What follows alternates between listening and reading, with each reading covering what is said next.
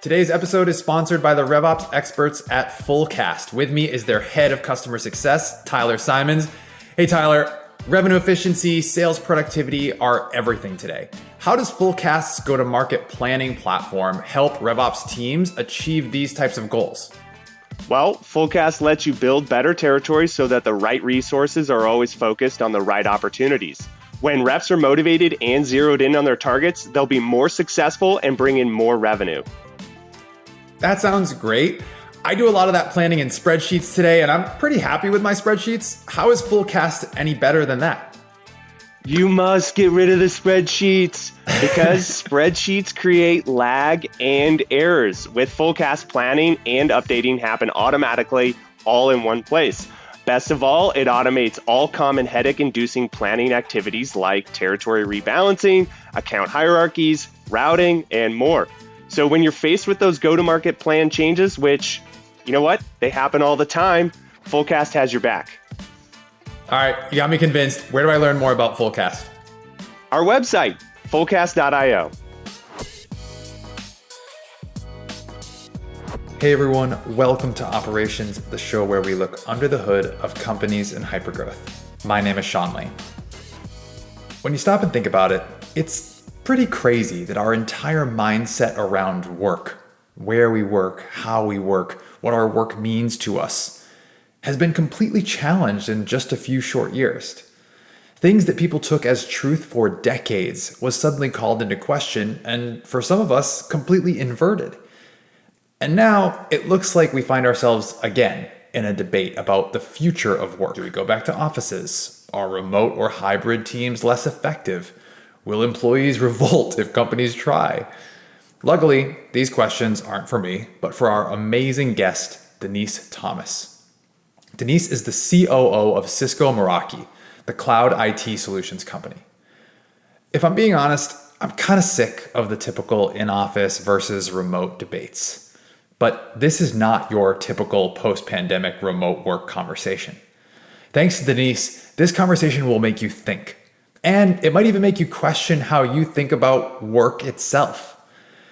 In our conversation, Denise and I tackle what we got better at and what we got worse at during the pandemic. We cover how her HR background makes her a better COO today, and why teams, not leaders, are the units of movement in organizations. To start though, I asked Denise to set the stage for us on what work looks like at Cisco Meraki today. It's hard to talk about how we're working today without kind of reflecting on how we used to work and maybe talking about the delta in between. But before the pandemic, outside of our field sellers and folks that kind of were working with our customers on site, we were very much an in-office culture. It was kind of laughable. We were having a huge leadership discussion around one day, can people work from home one day? And it took like a month and change to have the conversation and to land on something. Then the pandemic happened and we were all home every single day. And so how Cisco has come back to work is allowing for folks to work in a hybrid fashion in a way that works for them. So leaders really have a lot of autonomy and decision around kind of what works for their teams. And that's kind of how we have come back to work. So when we think about like our offices, we tend to see like a lot of folks in and more folks in the middle of the week, and then less folks in on the edges of the week, which is probably not that surprising.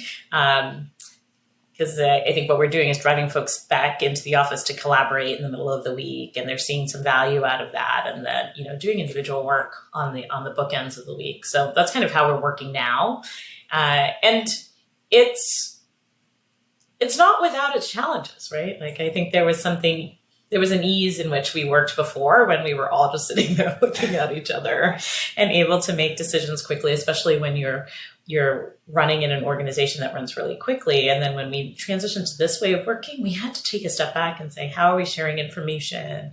Are we doing it in a way that allows, all the people to be in the room at the right time? Are we really thoughtful about the conversations that we have? Because it's not like you can kind of immediately go back and correct yourself, especially when the meeting is over, right? Mm-hmm. Like it's a far more thoughtful and deliberate way of working when you have to work in a hybrid fashion than when you can rely on those collisions that you sometimes have when you're sharing space with others. So I think we're working in a more deliberate way now than maybe we had been working in the past. And I think, to your point, I think everybody was nervous, right? At the beginning, it was like, well, how can we possibly do this? And I think we all learned pretty quickly that we could. But I think your point about having to be thoughtful and deliberate, I think is probably pretty interesting, because if you're not, then it can be a step backwards, right? In terms of how you work. And so how did you, in your role, kind of go about helping people to be thoughtful and deliberate? Because it was new for most people. Yeah, I think it started hard for everyone, right? Like, we had expected, we were just going to be gone for a few weeks. And, folks like grabbed some stuff from their desks and they went home, and everyone had a computer, thankfully, except for those folks that were on PTO. And then we had to left their computer in the office. We had to figure that out. But I don't think that we got I don't think we got quick to the adjustment fast enough, right? Because I think we were all still having this moment of hope that, the precautions that we were taking across the globe were going to make it so that way we could kind of return to a normal. Everyone except for the scientists, of course, but we could return to a normal within a short period of time. So I think people were kind of waiting before they changed their rituals around how they worked and kind of how they were going to move their business forward given the environment that we were in. But I think one of the first things that we did was think about the cadence that we had around communicating with our team. So we were, we had a good cadence before, sort of coming back to the team and having all hands and things of that nature. But we had to really think about what are we talking about on those all hands?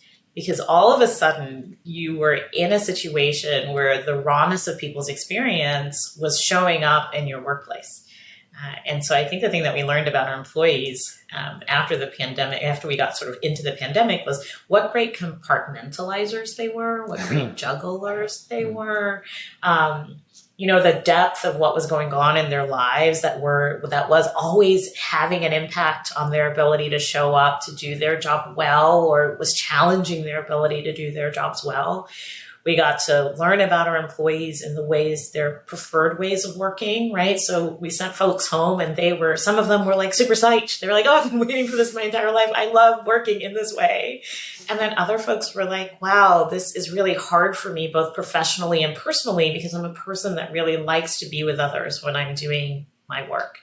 So we had to kind of think about even our communication differently, because what we knew about our employees was now really different. We spent a lot more time talking about mental health. We spent a lot more time talking about, how to make sure that you were accessing the resources that you really needed in order to, bring some level of sanity or some level of care to your own personal life. And it's not like we didn't talk about those things in the past, but we would kind of it'd be like, okay, here's this thing, and then here are the resources, and we're gone. But we sat in those conversations a lot deeper and a lot longer. And I think that was one of the things that we had to shift in how we were working as a team or how we were leading a team, is that we had to think about our communication strategies differently: frequency, duration, type of communications. And then we thought more about the topics that we were bringing to the team, and we wanted to make sure that they were relevant and reflective of the experience that our employees were having. So there was a communication strategy that was different. I think we started to lean on some of those things that we had been flirting with in some instances, like how do you better plan with your team? All of that became real important when you weren't sort of seeing each other. Yeah. And I remember I had the gift, I guess, of having a new job. The first thing I did was send people home. Pandemic. So I had a team that I didn't sit in a room with for almost 2 years. And even just that first set of meetings that we had about kind of our team and the direction we were going in were virtual, and we had to kind of build relationship and trust in that environment. And it took longer in kind of when I think about how I would have loved to have had it happen if we didn't have those constraints. So we had to think about our rituals as teams differently. how do we connect? How do we make sure that, when we go to talk about the business, we're setting aside the time to do so, but we're doing it in ways that are consumable for folks that are sitting in front of a screen, right? Like we used to have these offsites for 3 or 4 days. We'd just kind of get together and be in rooms and go to dinner and breaks and all this stuff. If you try to do that virtually, what you realize is like after about like an hour or two, people are kind of done. Yeah. So like, how do you even take something that is routine in your organization and turn it into getting to the same outcomes, but maybe just doing it in a different way? So same thing. I think the team started to think through, well, like, how do you do that kind of stuff? How do you use collaboration tools like Miro to be able to have a conversation where people can feel engaged and can do brainstorming in a different way when you can't be in the room together? So I think there was a lot that had to change. Yeah. And some of it was around communications and some of it was like really reshaping the rituals. And then some of it was like, well, what tools are we using in order to make people feel effective? And how do we start to lean into some of these collaboration tools differently in order for us to continue to drive the business forward? It's interesting to have a conversation like this with a bit more distance between now and what was the height of the pandemic. I don't know about you, but I'm able to reflect on it in a much more constructive way now than I would have even been able to a year ago. And what Denise is saying is that first and foremost, you have to acknowledge how hard it was for everyone. She and her team had to rethink routines, rituals, methods of communication, methods of collaboration. But the thing that she said that stuck out to me the most was this realization that also during that time, what we knew about our colleagues changed quite a bit too. Even if you were incredibly thoughtful and mindful of the lives that people were leading outside of the office, seeing someone's kids or pets run through the background of your WebEx or Zoom call really makes those lives more real. And I think that's for the better. What I take away from Denise's comments is that this time actually forced all of us to become better leaders. So does she think so too? I have a personal philosophy that I hope that every single day we get better at leadership, right? So like we have experiences and those experiences hopefully give us a feedback loop that says, hey, did I do that right? Or can I do that better or whatever? But I think you're right. The trajectory of growth was different. I think folks had to get better faster. Or make those improvements faster in order for their teams to stay with them as we tried to do this new thing or tried to do something hard in a different way. I do think, though, that there is this idea sometimes when you look at teams that the most important person in that is the leader. And what I think I noticed during the pandemic is how teams got better. Like without the consideration of the leader. I mean, the leader is hopeful. I don't want this to then end up being like, she said leaders don't do that. No, that's not it at all. But, when I think about, the messaging that you hear within a corporation, and it is always like, oh, the leaders do this, leaders do that, leaders do this other thing, leaders do that thing. But like, leaders are like curators of an experience, right? And if we're doing it right, it's about people beginning to make those connections with each other. It's about people like deeply investing in the team. It's about people feeling like, I'm surrounded by folks that share my values. It's about people making those intimate connections. It's about people having clarity of direction. It is about the team. And the leader, I always think, is a little bit of the facilitator of that team. But it's not a leader isn't the most important component of it. The team is. And what I saw during the pandemic is the team stepping up to be a better team, right? Like people taking the time to say, hey, how are you doing? How is that going with you? Now, granted, a leader has to make that okay to do by modeling that behavior, by creating the space for those informal connections to happen, by making sure that the direction is clear, all that good stuff. But like the power of driving to outcome is the team. Yeah. And when you look at where businesses tend to fail, is the ability to get the mass of the people in the middle of the organization to move or to believe or to dare to be different. And I think that powerful unit of movement when you get there is around team. And so when I go into something, I'm always asking myself the question, what's the team? Is it these 20 VPs, or is it these 10, directors, or is it these 3 individual contributors that have to really believe in the direction and be committed to it in order for us to drive the change that we need to have? And then we go to focus on that unit of team, and it is where things move. It does require some level of skill in leaders. I just don't think it requires perfect leadership. I told you this conversation was going to make you question things. This distinction between leadership and teams, or more broadly, between a company and its individual people, is incredibly thought-provoking. And while Denise acknowledges that leaders need to be skilled facilitators of teams, the unit, the movement, the organism that is the team is actually what she has seen improve. And I love this distinction because everyone's knee-jerk reaction is often, well, the company didn't communicate this well, or the company didn't do that well, or our culture isn't great. But she's putting the onus on all of us to move things forward and improve. And to me, that's not passing the buck, it's empowering. So with that lens in mind, we arrive at the question that every company is asking right now. What's next for how we work? Back in 2020, there was a massive upheaval, and it set about a lot of questions and decisions about how we work. And it seems like that debate is raging again, only in the opposite direction. For Denise, as the person who had to tell everyone to go home back in 2020, I wondered what's she saying now to her teams at Cisco Meraki. How I personally have been thinking about it, and the words that I think I have been using when I've been talking to folks is, what are we trying to do and what are we optimizing for?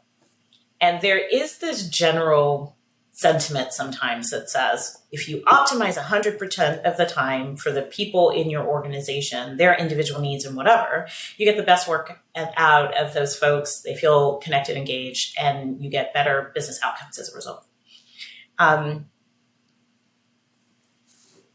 not sure if I buy that all the way. And here's the reason why.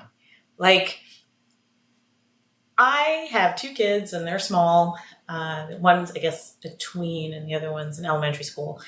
And if I was optimizing for my role as a mother and a wife and all of those things, I'd never go into the office.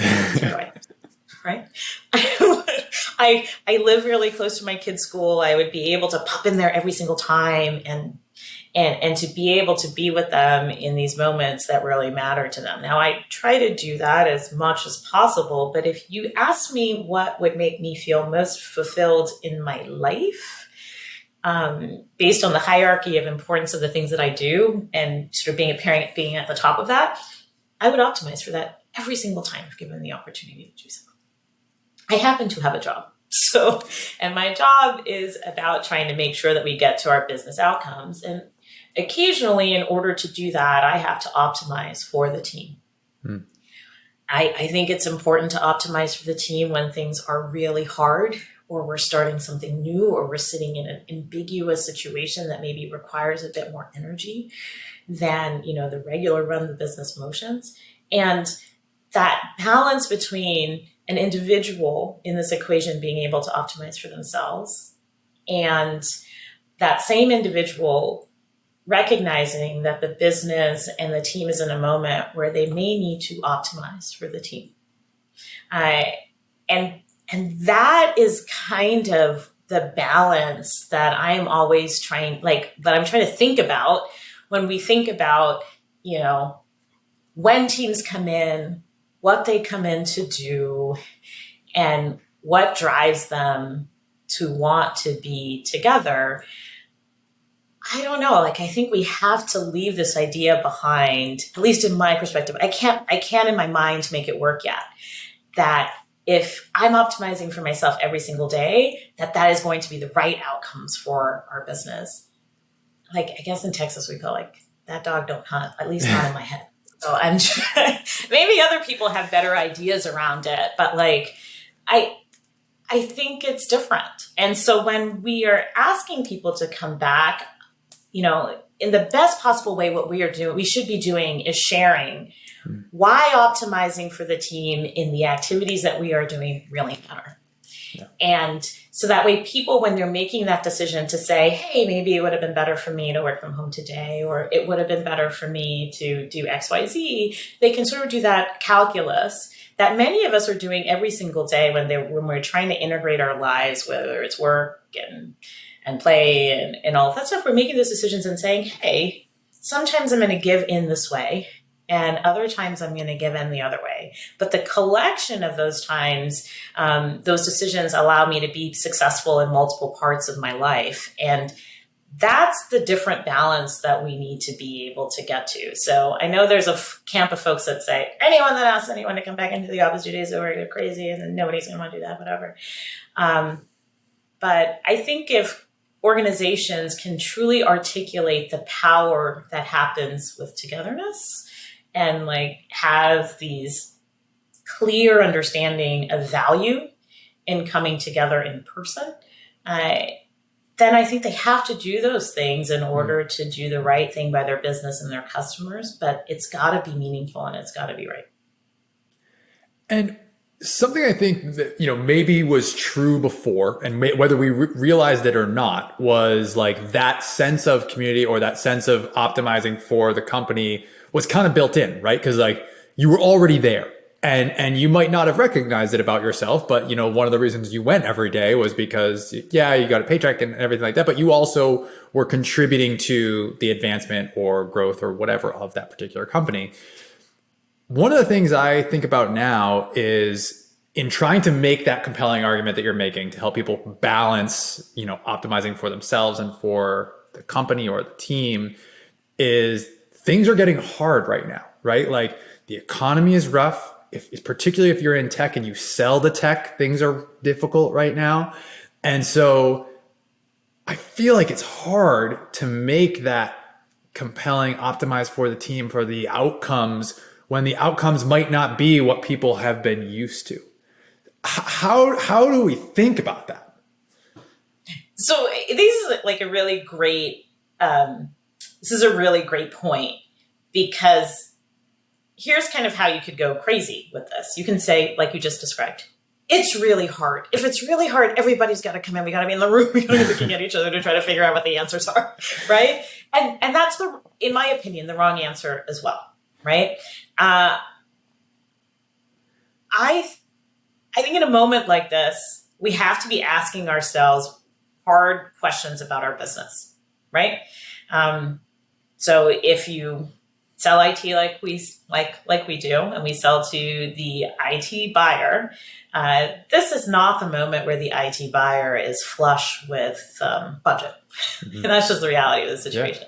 Yeah. At the beginning of the pandemic, when people were trying to solve for hybrid work and all of that stuff, I think folks were running around to try to say, hey, I need the infrastructure that I need. And people started to get on this digital journey, and, the IT budgets grew. And, you kind of see it. People bought things, and now they're buying less. And I think what this gives us as a business is an opportunity to ask real different questions about our relationship with our customers. So how are they adopting our product? How are they really extracting all of the value of the technology that they bought? How are we being a trusted partner to them? And what are the ways that we can evaluate that impact differently than maybe the focus that we had before? And I think coming out of the pandemic, I think we have a better scorecard, especially in fast-growing businesses, where that scorecard might have just been, okay, well, what's your ARR growth? Yeah. What's, what are those sort of measures that say you're going up and to the right and an accelerated fat path? But in moments like this, you can really take a step back and say, what is the impact that I'm having with the relationship that I'm building with my customers? What am I doing to deepen that relationship? How am I seeing what I bring to the equation really being an integral part about how they run their businesses? It's given us an opportunity to really rethink our relationship with our partners. How do we help them be in different business models that that change kind of the value that they can bring to their partners and their end customers. So in moments like this where the old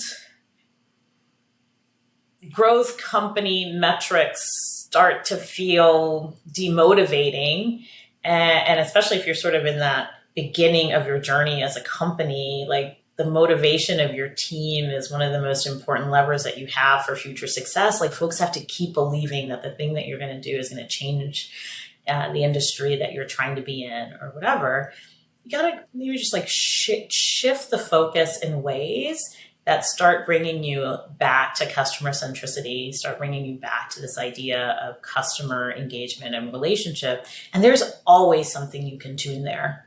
Mm-hmm. Even if somebody's not going to buy something new, you can tune in their, willingness to adopt. And then if you do that, like when the budgets come back, you have a very different trajectory coming out of that moment because you have now become indispensable to the way that they run their business when their business isn't doing well. And you have an opportunity to ride that curve on the way out of it. And so I think that's kind of how I would think about it. So then when you think about, well, what am I coming back into the office to talk about? Yeah. You may not be coming back into the office to talk about like, how are you going to grow this particular financial metric? But you might be coming back into the office to talk about what's stopping our customers from feeling like they can really extract all of the value. What type of programs and projects should we be putting into our strategic priorities in order to be able to show some growth in those areas as a part of our operating metrics? Where can we be more efficient? So that way, when we come out of this, we end up running a business that is a lot better from an operating metric perspective. I think that there are other things that you can come back to the office to talk about, even in moments where the thing that you want to solve feels a little bit further away. Don't get me wrong. We're still trying to chase every single dollar because that's kind of what we do. But you got to sometimes figure out what do you do in moments like this that doesn't make people walk away and go, there's nothing for me to do here. There's no other way that I can drive value, because there's tons of stuff we can always do to tune a business. I think one of the biggest things I'll take away from my conversation with Denise is that this is a really good moment to take a hard look at and to question your pre-existing motivations and your notions about work. First, like she said, if you're just choosing to purely optimize for yourself every single day, of course, we'd all rather spend time with our families or our kids or our friends than be at work. But there's a balance we have to try to strike if you also want to be a meaningful contributor to the community of your business or the outcomes of your business. Optimizing for just one part of your life all the time isn't going to leave room for results anywhere else. And second, if you're someone that's purely motivated by the traditional growth metrics that we've enjoyed the last few years, you need to seek out meaning and motivation elsewhere. I personally have struggled with this. It's hard. But Denise just gave us a bunch of places where you can make progress happen if you're willing to look. This episode is sponsored by Fullcast, the company that helps operators build better sales territories. Their platform focuses the right sellers on the right opportunities, making them unstoppable. And the cherry on top, Fullcast automates common go-to-market activities like territory rebalancing, account hierarchies, routing, and more, so the plan is always in sync with operations. With Fullcast, say goodbye to go-to-market planning headaches and hello to your own personal planning assistant. Learn more about Fullcast today by visiting fullcast.io. Okay, let's get back to Denise. Before the break, Denise challenged me to think about this dichotomy between the company and the individual. And her explanation got me thinking about the responsibilities of each group. Now, a lot of Denise's background prior to becoming the COO came from HR or people-related roles. So she's uniquely positioned to teach us something in this conversation. And Denise, of course, pointed me back to the same unit she's been pointing to all along, the team. I think if you come back to this concept of team, and if you sit in this concept of team, that's where the balance between company and individual really kind of works itself out. And I think that's why I'm always like, okay, how is the team doing? Because that's the unit of action to me. And that's kind of when people are deciding, do I lean all the way in to make sure my team can be successful, or what am I holding back? And so if we can kind of get that right, that is the focus, as opposed to the company wants people to come back. Yeah. I think it's like the team needs to decide how the team can better deliver outcomes and how the team can really balance the need for the individuals within the team and the larger objectives that the team has to deliver. And so if we stop thinking about it as company, and we start thinking about it as team, it just, even those words, I think, change how people decide to trade in and out of those decisions. You basically said, like, look, this is a business problem and a people problem, right? And you could argue that both of them are interchangeable and one and the same no matter what, right? But like, I think that's what's interesting just from talking to you about the business side of what you're currently facing, and the fact that you have this kind of HR people background that you bring to this business COO role that you have now. Like, do you think that HR background and that experience is helping to make you a better COO now, as you have to balance these business and people problems? Well, better, I don't know. You'll have to ask the people that work with me. But here's kind of how I when I walk into a hard problem, most times I think the thing that I'm noticing is that we have some kind of people problem. We have sometimes hurt feelings.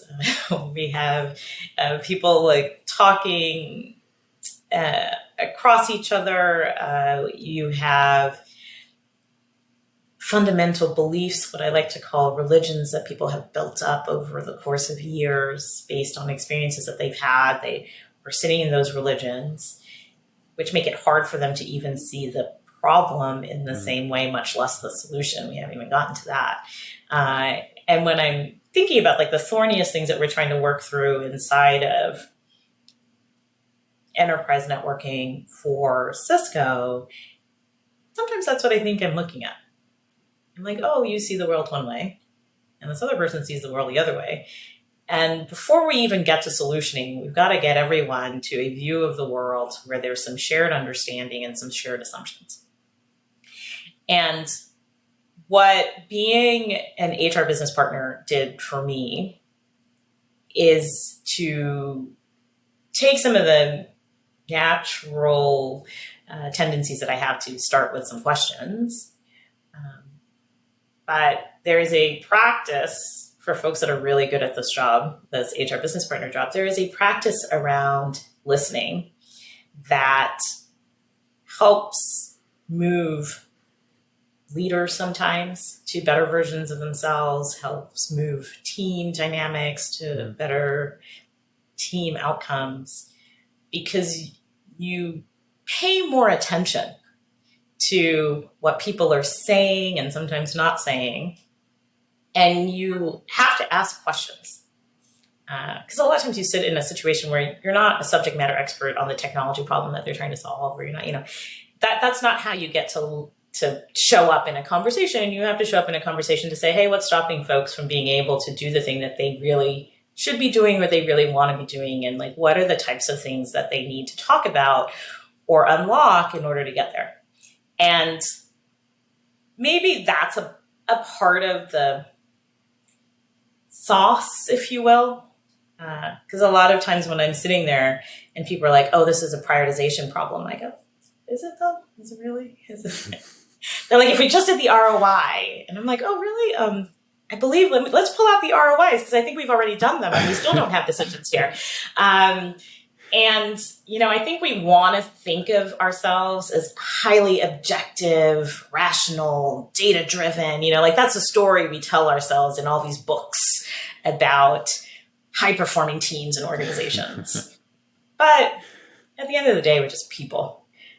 Sometimes trying to do something that feels hard with folks that, we may not know everything about, or we may have some preconceived notions of, which make it hard to just come to the table and do something together. And if we just take a moment to acknowledge that when we go to work together, I think it helps us get to our business outcomes faster. Our staff meetings are crazy. We start with a check-in question that's like, what kind of socks do you wear? And it's more because I just think that there is something fundamental about that human connection, that when you turn around to try to do something different or hard, it gets easier. Yeah. Do you think that those thorny situations or those kind of missed understandings have been magnified or exacerbated by the hybrid environment? That's a great question. In some instances, yes. Especially if you don't have any sort of working relationship with the individual before, right? What you see is kind of how they present themselves in WebEx, for instance. And there's a lot going on in a WebEx interaction that has nothing to do with whether this person is having a positive or negative reaction with what you're saying, right? Do they have if you can even see them? If you can even see them, right? Do they have a workspace that's conducive to having the type of focus that is required sometimes to have these conversations?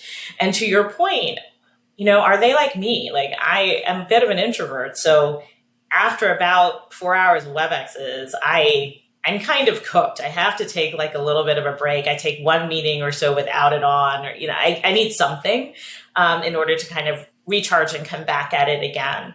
Like, if you don't know me and I show up to a meeting and I don't turn on my camera and I don't take a moment to say, hey, I needed a moment, or I'm having lunch and it'll be easier for me, at least, if I don't. Does that work for you? If I don't do those things, which I don't think are the defaults that we have in work environments, then the person walks away and says, oh, does she not care about this problem? Is she even paying attention to me? Or is she, I don't know, doing her laundry or whatever? I mean, like, people kind of make stories up about what's really going on. So because we are human and working together, unfortunately, until we have those chips implanted in our heads, is still a human, endeavor. I do think that, like, not being able to maybe share space with someone and to be able to take in, everything about them, sometimes makes it harder. So that's one side of the equation. Now, the other thing that I will say is, being in a hybrid environment has made us far more conscious about the different needs that people have in order to participate, right? I think about, all of the leaps and bounds in accessibility that have happened over the course of the pandemic, because, maybe someone, needs to be able to read lips in order to work really well in their work environment. I turn off my camera, that doesn't really work for them, but transcripts inside of WebEx could be helpful to someone. So I think hybrid has made some aspects of building relationship harder, but it has also forced us to get to a place to think about, what do different individuals need in order to feel like they can show up and be their best, and forced a lot of companies to move on that journey to deliver those things a lot faster. But I don't know, maybe there's something intangible about spending time and space with folks that I think is hard to get away from as much as we'd like to think that we can. But I think that's an optimistic way to look at it, though, too. For every one of these challenges that hybrid, remote, whatever environment might present, it also probably is teaching us something that we wouldn't have otherwise had an appreciation for, right? And I think we probably all got better off as a result of that. But you have to be willing to take that step, right? If you just assume like Denise's camera's off again today, like she must not be paying attention, like she doesn't care about my presentation. Like if that's going to be your assumption, then it's never going to get better, right? And the team's experience is never going to get better. But I think if you can cross that bridge between, okay, I got to figure out how to best work with this person or have a better understanding of how they work, why they work the way they do. If you go in, I think with that type of mindset and open mind, then the sky's the limit. Yeah, this experience hopefully makes us better on all fronts. I don't know. I feel like the pandemic has improved my capabilities as a human. You know, to your point, like you can get in a habit of working and going so fast that you're not stopping to really pay attention to, the folks that are coming along with you on that journey. This experience that we've just come through forced us to do that. And if we can learn from that, we can take a piece of that and take it back to velocity with thoughtfulness and care. Imagine the better companies that we would build if we can not only move fast, but we can be thoughtful about how we bring people along on that growth journey, right? So I think there's an and there that I have been really excited about, both personally for me and then for our business. Like I even think about how we show up as a leadership team far more authentic than we did before. And we thought we were sitting in a high level of authenticity, right? Like come as you are and never wear fancy clothes. I think we were like, look at how authentic we are. But, we've had to sit in some real conversations about our team. We've had folks that, worked in our building and helped to support our team pass away as a part of the pandemic. That's a very different experience for a team, right? We've had to think about, being in people's homes and learning about their families in ways that didn't always make everyone feel comfortable. That was something that we had to go through as a team. And what I'm hoping has happened is that as leaders and as team members, we come out of this experience with a higher sense, like a higher self-awareness around what we need and a higher self-awareness, and a higher awareness of what others need. And I'm hoping also a much more engaged relationship with our customers, because we've kind of navigated this moment with them. And that depth of intimacy of self and team and business, God, it should make us better companies coming out of this if we're willing to learn from the experience. Before we go, at the end of each show, we're going to ask each guest the same lightning round of questions. Ready? Here we go. Best book you've read in the last 6 months? That's a good question. I'm reading a book right now, Scaling People. I don't know if you've seen that one, by Claire Hughes Johnson. And you got it. There you go. Within arm's reach, Denise. Yeah, within arm's reach. And what I read a lot of books. I'm in like 2 book clubs. I'm like a crazy person. But what I really enjoy about this book right now for me is that I'm thinking about new operating motions for our business.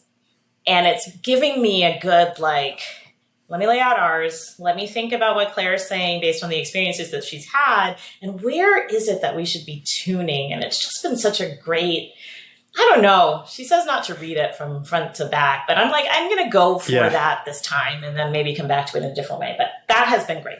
I think thought starter is probably the right descriptor, right? It's like, that's exactly what it is. Like it forces you to look in the mirror a little bit. Okay.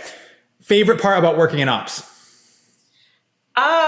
Connections, right? Like you sit in the middle of a business, and if you do this right, you should not be a siloed thinker when you're done, because you have to operate in the middle. You operate in the adjacencies, and when you operate in the adjacencies, it's incredibly fascinating, because you get to learn so much about the business. And then you have these like aha moments where you see those connections that are hard for other people to see because they're so focused on their functional area. And I think there's a lot of value that an operations team can drive to a business by virtue of having that that type of understanding and breadth of understanding of how the business operates. All right, flip side, least favorite part about working in ops. Probably that too. I'm sure most of your guests say that. Like the thing that they love is also the thing that makes their job really hard.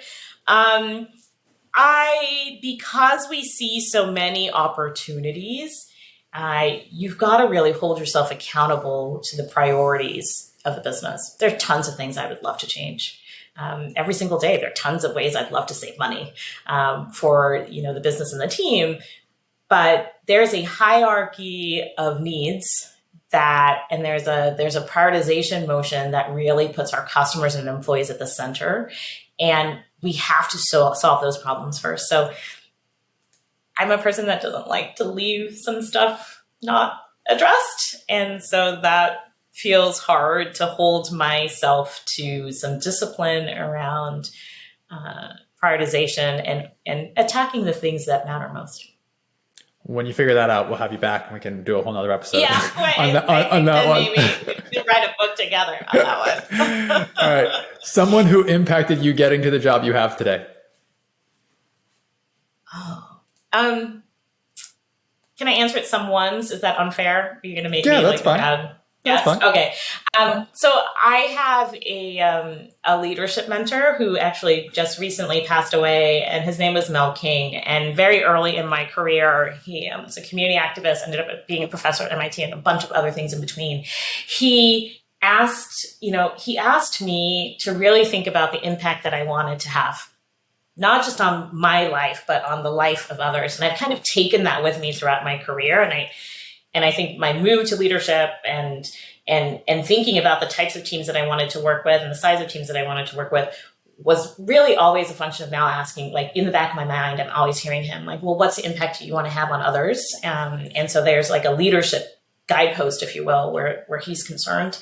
And then I had an amazing boss whose name is Todd Nightingale, and he took the time to really ask me what I wanted out of my career, and then was really hopeful in making sure that I could get there, saying, hey, I have some work that might be aligned with helping you gain that skill set that you think that you're looking for. And so like when you have a boss that will ask you what your aspirations are, they're going to put you in the grave. What are the things that would make you feel like, I'm so glad I did that? And then going through it and saying, I don't know if I can help you with this, but maybe I can help you with these things, and really committing. Like there were times when I was like, I think I'm going to leave. And he's like, okay, great. What do you think you want to do? And I'd be like, I think it's this. And he's like, okay, go take a look at that. And he took I met with CEOs when I was thinking about being the head of people at other companies, and he took the calls. Wow. And he not only gave them feedback about me, but then he would come back and say, here's what I think about this person, and here's where I think y'all will work really well together, and here's where I think you might be challenged. To really have someone in your corner that really is thinking about you and the skills that you have is kind of amazing. And so I'm pretty thankful for having spent some time working with him. That is amazing. All right, last one. One piece of advice for people who want to have your job someday. I guess there's a whole thing about curiosity to me. I think folks that want this job sometimes think that the power of this job is that default action and solutioning and efficiency. And yes, that is important. But the most important part of this job is a willingness to be curious, ask a few questions, and then just shut up and listen. And really try to understand the problem that people are trying to solve before you show up believing that you have an answer for that solution. And I think it is hard for folks that end up being, who think that this is the job that they want because they want to be able to drive.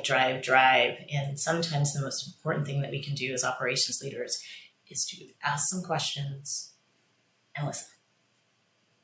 Make sure the problem is clear and then act. And I see that in myself and I see that in others. And if we can kind of curb that, I think we can all be better at driving to that gap between strategy and execution. Thank you so much to Denise for joining us on this week's episode of Operations. And thanks to Kinsey, Courtney, Layla, and Stephanie for all their work to help make the conversation happen. If you like what you heard from Denise today or from any of our episodes, make sure you are subscribed to our show so you get a new episode drops every other Friday. Also, if you learned something, make sure you leave us a review, 6-star reviews only. All right, that's going to do it for me. Thanks so much for listening. We'll see you next time. Today's episode is sponsored by Fullcast, your go-to-market planning platform. If you've ever spent hours or days building territory and quota plans only to have them be out of date the second the reps hit the street, you need to check out Fullcast. With Fullcast, you set intelligent, rule-based policies that automate all of the time-consuming manual tasks that hit RevOps teams throughout the year. With virtually no effort, operations will always seamlessly align with your plan. Learn more about Fullcast today by visiting fullcast.io.